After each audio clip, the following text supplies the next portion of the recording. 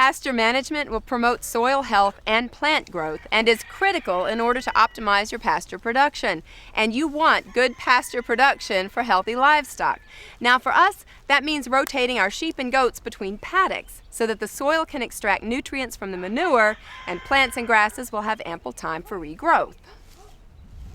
When we first moved in, I took one look at this gigantic fenced-in pasture and I thought, oh, it's a great big playground for all of our animals that I was sure we were going to have.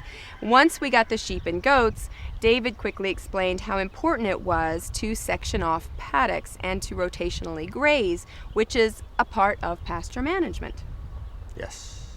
So let's talk a little bit about pasture management and the importance of it. Why manage your pasture? There looks like there's enough green stuff out here for everybody. Okay, first of all, you have to know how much... Come closer, dear. Oh, okay. First of all, you have to know what your carrying capacity is for your land, just like with anything else. So you don't want to overexceed what the pasture can produce. So, I mean, there's a variety of ways to manage pasture. This is all free, relatively inexpensive feed, forage. So you want to make the maximum use out of it. So there's a variety of ways that you can graze. You can sort of open graze. Okay. And if you open graze, animals tend to be selective. Whether we have sheep, but it doesn't matter if you have sheep or cattle. They'll pick certain plants. Good point. They will. They'll go and eat down what they want and leave other things behind. And what does that do over time to your pasture? Well, over time, it sort of destroys your pasture. So the desirable forage that you have, will get eaten down, and it'll be winter killed, or it'll be killed outright. So the best thing to do is to manage your pasture. So open grazing, free choice is probably not the best. Then probably the next best option would be to rotationally graze. Okay. So you would divide your pasture into different paddocks, and probably the most intensive way to put animals out on pasture would be to what they call strip graze, mob graze. I think they also call it flash grazing, where you'd divide your pasture up and have the animals take 50 to 60% of the forage and then move them. It could be a matter of hours or it could be a day, and you give you keep moving your animals. So then they'll rotate around, and a month or so later they'll be back on where the strip that they started. Okay, so let's talk about weather. How does weather impact pasture management? Okay, well, we need to have adequate forage out there before you put the animals out. So a good way to manage the pasture, if you have barn space like we do, is to keep the animals in until you have adequate forage growth. This year also is really wet. The grass, and the forage, legumes, whatever, we're slower coming on. The ground is also wet. So if you have animals out there, when the ground conditions aren't right, then it's going to damage the ground. It's going to cause soil compaction. It'll tear up the root systems with some of the shallower plants, rooted plants. Also, if the forage is really young, especially new seedlings, then our sheep will take it right down to the ground. Take it down to the ground or take it out altogether, Yeah. and so it's going to impede the growth of the pasture. Sure. Period. So David ran a bunch of fence within this great big pasture to section off paddocks, and he also did something really important to manage the pasture over the past couple of years. He's nurtured and propagated species of grasses and plants that our sheep and goats like and that are nutritious for them. And he's also helped to rid the pasture of dangerous species or toxic, or those plants that we just don't want around, right? Sure. Yeah, there's some noxious weeds that sort of limit the the yield capability of your pasture. So things like bed straw or cleavers, I habitually pull those out. Bull thistles, we have bull thistles that I pull out quite a bit. We propagated or tried to expand the orchard grass, red clover, and some perennial ryegrass, because they're good yielding forages, and they're nutritious. And they're nutritious when they're young, and so we try to manage it so we can get the maximum benefit out of it. Tell everyone about frost seeding. Frost seeding is an inexpensive way to seed. We don't really have equipment. So in February, March time frame, you can use clover, orchard grass, and perennial ryegrass are probably the best species to frost seed. You can go out there and just sprinkle seed on areas that are thin, bare ground or really thin places where the forage are the best places to put seed. And the animals actually trample them in if you have them out, or if not, if there's still freezing and thawing going on, that'll help to work the seed in. I also scratch, the seed in as well. Okay. You mentioned red clover.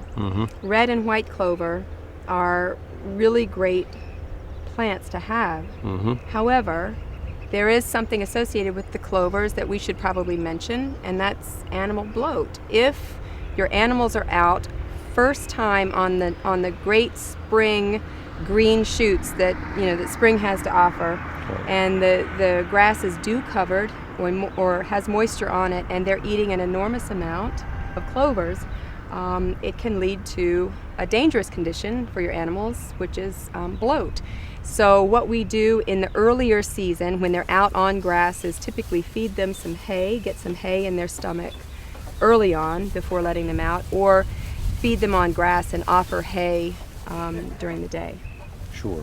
And then we also use baking soda. And baking soda, free choice. If they do get bloated. Yeah. So, and there's only a few animals that tend to bloat. It's not like it's a smaller percentage of them will bloat. You just have to be cognizant of it. You do. Watch your animals. If you notice an abnormal swelling of the abdomen, get them off the green grass.